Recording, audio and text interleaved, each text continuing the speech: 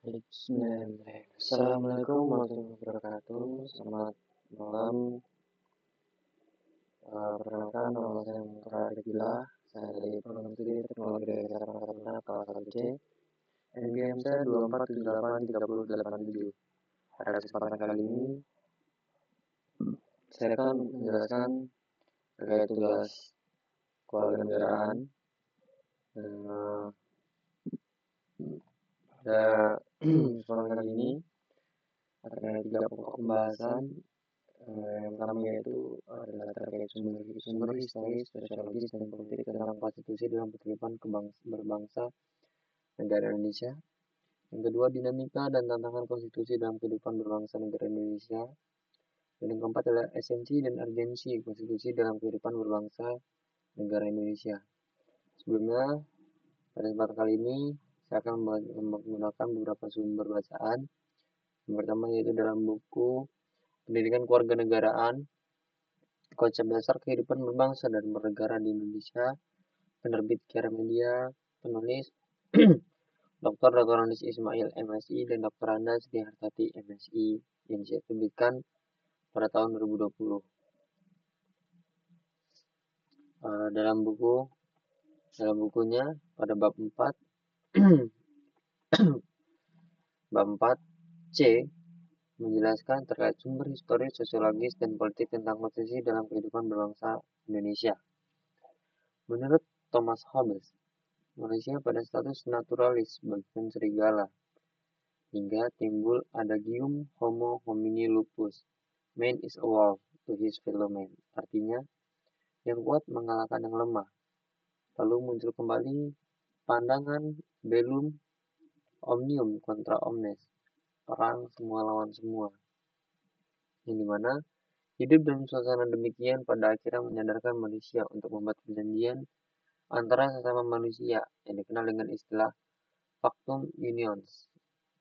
Selanjutnya, timbul pula perjanjian rakyat menyerahkan kekuasaannya kepada penguasa untuk menjaga perjanjian rakyat yang dikenal dengan istilah Pactum Subjections.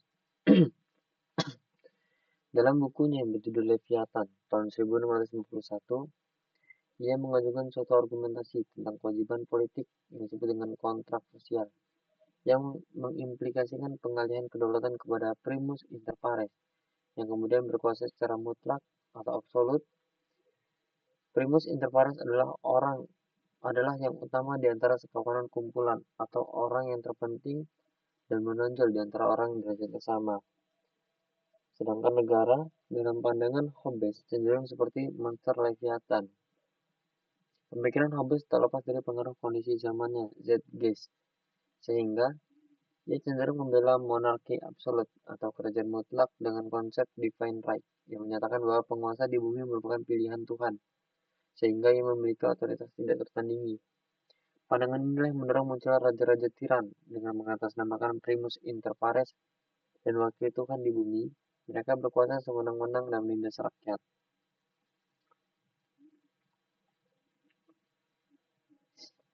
Sedangkan dalam bangsa Indonesia sendiri memiliki sejarah atau historis konstitusinya, sosiologisnya, dan politiknya dalam kehidupan kebangsaan negara.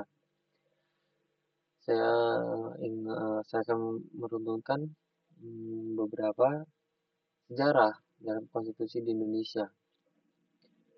Sejarah konstitusi Indonesia itu terkait erat dengan perkembangan sistem pemerintahan dan politiknya, baik dari kita merdeka, sebelum merdeka, hingga saat ini. Kita telah mengalami berbagai perubahan besar dalam sistem konstitusinya. Yang pertama yaitu adanya mungkin dari Undang-Undang Dasar 1945 merupakan sistem konstitusi pertama yang disahkan pada tanggal 18 Agustus 1945, sehari setelah ada proklamasi. UUD 1945 itu dipersiapkan dalam waktu singkat, karena pada saat itu difungsikan sebagai konstitusi sementara, yang dimana terbentuk atas semangat persatuan dan kesatuan, di mana UUD 1945 ini mengutamakan sistem presidensial dan prinsip gotong royong. Kemudian ya, ada juga Konstitusi Republik Indonesia Serikat pada tahun 1949, di mana Indonesia beralih ke bentuk negara serikat dengan konstitusinya yaitu Republik Indonesia Serikat atau RIS, yang terjadi setelah Konferensi Meja Bundar yang menyepakati bentuk federal. Pada tahun 1950 dibentuklah UUD sementara, di mana Indonesia kembali menjadi negara kesatuan dengan menggunakan UUD tersebut yang bersifat lebih liberal. Dia mengadopsi sistem parlementer. Kemudian pada tahun 1959 adanya dekret presiden. Karena adanya ketidakstabilan politik, Presiden Soekarno mengeluarkan dekret presiden pada 5 Juli yang membubarkan konstitusi dan mengembalikan UUD 1945. Yang terakhir yaitu adalah adanya amandemen UUD 1945 yang terjadi pada tahun 1999 hingga 2002, di mana setelah jatuhnya Orde Baru, tuntutan reformasi tersebut mengarah pada amandemen UUD 1945.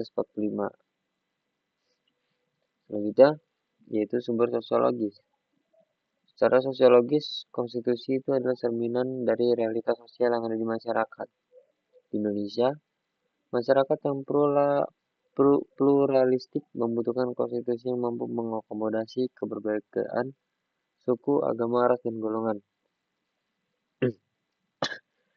Nilai-nilai yang terkandung dalam Pancasila menjadi pilar penting dalam mewujud kebinekaan di negara kita. Adapun nilai-nilai sumber sosiologis itu adalah gotong royong dan musyawarah, keadilan sosial, dan lain-lain. Dan yang terakhir adalah sumber politik. Sumber politik ini dibagikan dalam berbagai perspektif politik, yang dimana konstitusi berfungsi sebagai landasan hukum tertinggi yang mengatur hubungan antara negara dan rakyat, serta mendistribusikan kekuasaan antara berbagai lembaga negara.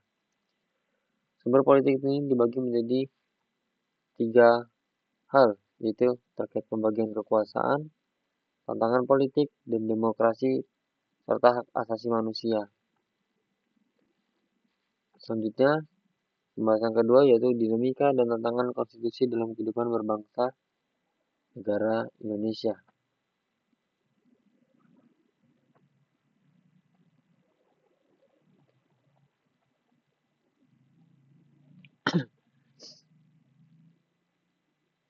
Dinamika dan tantangan konstitusi dalam kehidupan berbangsa Indonesia. Para pendiri negara Kesatuan Republik Indonesia telah setuju untuk menentang konstitusi sebagai konstitusi tertulis dengan semua arti dan fungsinya sehari setelah Republik Indonesia mendeklarasikan kemerdekaan pada 17 Agustus 1945. Konstitusi Indonesia disahkan sebagai revolusi konstitusi pada 18 Agustus oleh Komite Indonesia untuk Persiapan Kemerdekaan. Dalam sebuah teks yang disebut Konstitusi Republik Indonesia. Oleh karena itu, UUD 1945 adalah UUD yang sangat pendek dan hanya memuat 37 pasal. Tetapi ketiga isi UUD tersebut yang harus ada sesuai dengan ketentuan umum teori UUD dipenuhi dalam UUD 1945. Singkatnya, penulis Konstitusi 1945 yang sama melihat kemungkinan untuk membuat perubahan atau penyusunan dengan merumuskan pasal 37 Konstitusi 1945 tentang perubahan konstitusi.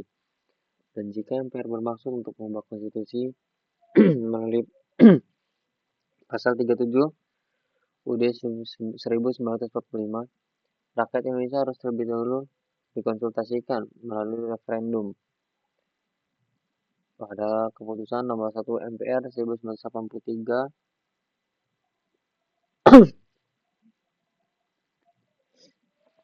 perubahan konstitusi tahun 1945 kemudian secara bertahap diimplementasikan dan menjadi salah satu agenda dari pertemuan tahunan MPR. Dari tahun 1999 sampai 2022, MPR mengadakan pertemuan tahunan untuk membahas kesepakatan dan membentuk komite untuk melakukan tinjauan terhadap perubahan UUD 1945.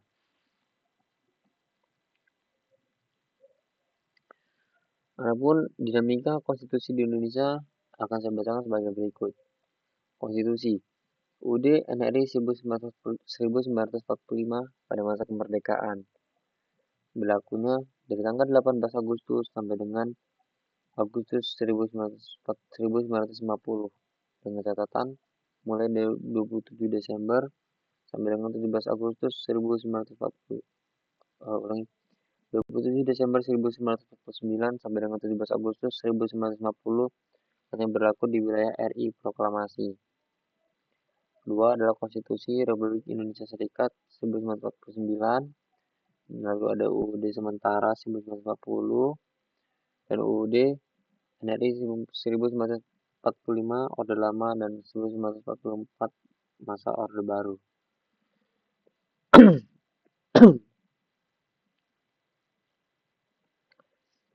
Dalam perjalanan tersebut dan tumbangnya rezim Orde Baru serta lahirnya era reformasi, masyarakat berurusan dengan berbagai tuntutan reformasi. Tuntutan telah dikomunikasikan oleh berbagai bagian bangsa, terutama pelajar dan kaum muda. Adapun 6 tuntutan reformasi tersebut adalah 1. Amandemen UUD NRI tahun 1945. 2. Penghapusan doktrin dui fungsi Angkatan Bersenjata Republik Indonesia. 3. Penegakan supremasi hukum, penghormatan HAM, dan pemberantasan korupsi, kolusi, dan nepotisme. 4. Desentralisasi dan hubungan yang adil antara pusat dan daerah. 5. Mewujudkan kebebasan pers. Dan yang terakhir adalah mewujudkan kehidupan yang demokrasi.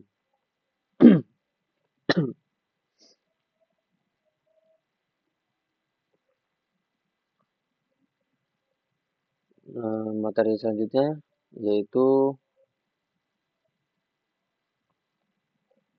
esensi dan urgensi konstitusi dalam kehidupan berbangsa negara Indonesia.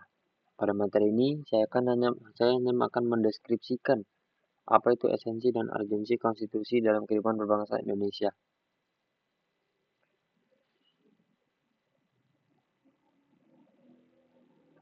Setelah melalui persidangan yang panjang, MPR RI akhirnya berhasil mengubah Konstitusi Republik Indonesia dari tahun 1945 dan seterusnya. Perubahan pada Konstitusi Republik Indonesia dari tahun 1945 yang awalnya merupakan masalah reformasi telah menjadi kebutuhan bagi semua bagian negara dalam perjalanan. Maka jangan heran jika semua komponen negara terlibat aktif dalam modifikasi tersebut.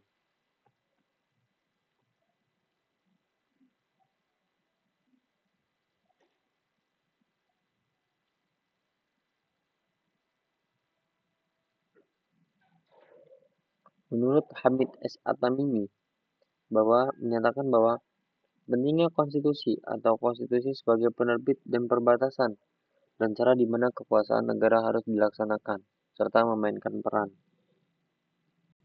UUD Negara Republik Indonesia tahun 1945 sebagai konstitusi negara Indonesia memiliki status hukum tertinggi dan hukum dasar negara. Sebagai hukum negara tertinggi, Konstitusi Republik Indonesia dari tahun 1945 memiliki posisi tertinggi dalam hal standar hukum di Indonesia. Jika konstitusi dan hukum tertinggi negara adalah konstitusi sesuai dengan UUD, maka isinya diturunkan dan tidak boleh bertentangan dengannya. Misalnya, isi undang-undang tidak bertentangan dengan UUD NRI 1945.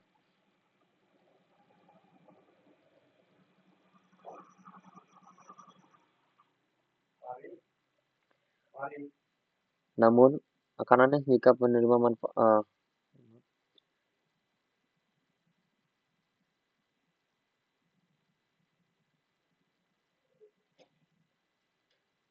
sebagai contoh, pada pasal 31 ayat 3 UUD NRI 1945 menyatakan bahwa pemerintah mengusahakan dan menyelenggarakan satu sistem pendidikan nasional yang meningkatkan keimanan dan ketakwaan serta akhlak mulia dalam rangka mencerdaskan kehidupan bangsa yang diatur dengan undang-undang.